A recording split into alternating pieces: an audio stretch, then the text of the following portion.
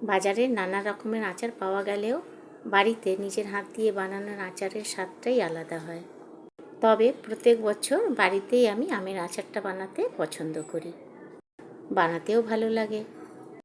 তাই আপনাদের দাদা বাজার থেকে এই কাঁচা আমগুলো কাটিয়ে নিয়ে এসছে।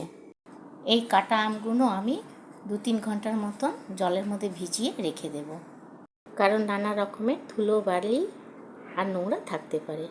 2-3 ঘন্টা পর খুব ভালো করে ধুয়ে আমি আমগুলোকে একটা বাসনে নিয়ে নিলাম। আমগুলো অনেক বড় বড় পিস ছিল, তাই একটু ছোট ছোট পিস করে নিয়েছি। ভালো করে শুকিয়ে এতে দিয়ে দেব নুন, হলুদ, বেশ অনেকটাই নুন হলুদ দিয়ে দিলাম, আর পরে দিতে হবে না। সবগুলোকে খুব ভালো করে মিলিয়ে নিতে হবে।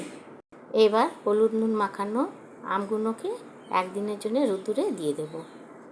এই আমগুলো দিয়ে অনেকটা জল বেরোবে। এই হলো আচারের মশলা: মৌরি, মেথি, জিরে, ধনে, সর্ষে, জোয়ান আর কালো জিরে। গ্যাসে একটা কড়াই বসিয়ে দিয়েছি। এই মশলাগুলোকে শুকনো খোলায় ভেজে নিতে হবে, হালকাই ভাজবো। ওই গরম কড়াইয়ে বেশ অনেকটা শুকনো লঙ্কাও ভেজে নেব। শুকনো লঙ্কাগুলো ভাজা হয়ে গেছে, এবারে বাদ বাকি মশলাগুলোতে মিলিয়ে ঠান্ডা হতে দেব।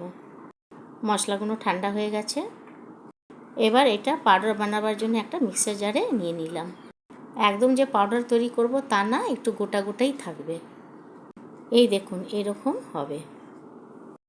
আমগুলোকে রোদ্দুরে দিয়েছিলাম, অনেকটা জল ছেড়েছিল, জলগুলোকে বাদ দিয়ে দিয়েছি।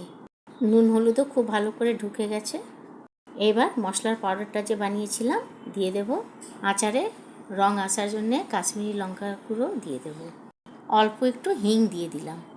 হিং দিলে আচারের গন্ধটা বেশ খুব সুন্দর বেরোয়। এবার উপর থেকে সর্ষের তেল দিয়ে দেব। হাত দিয়ে খুব ভালো করে মাখবো।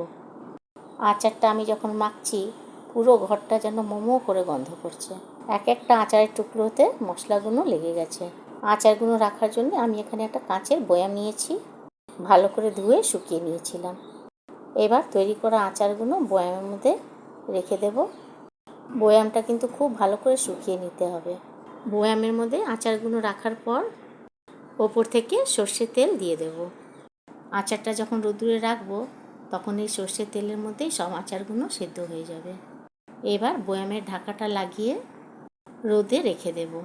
1 বছর 2 বছর যতদিন ইচ্ছে হয় খান, খারাপ হবে না। ভালো যদি লাগে লাইক আর একটা সাবস্ক্রাইব করে দেবেন। ধন্যবাদ।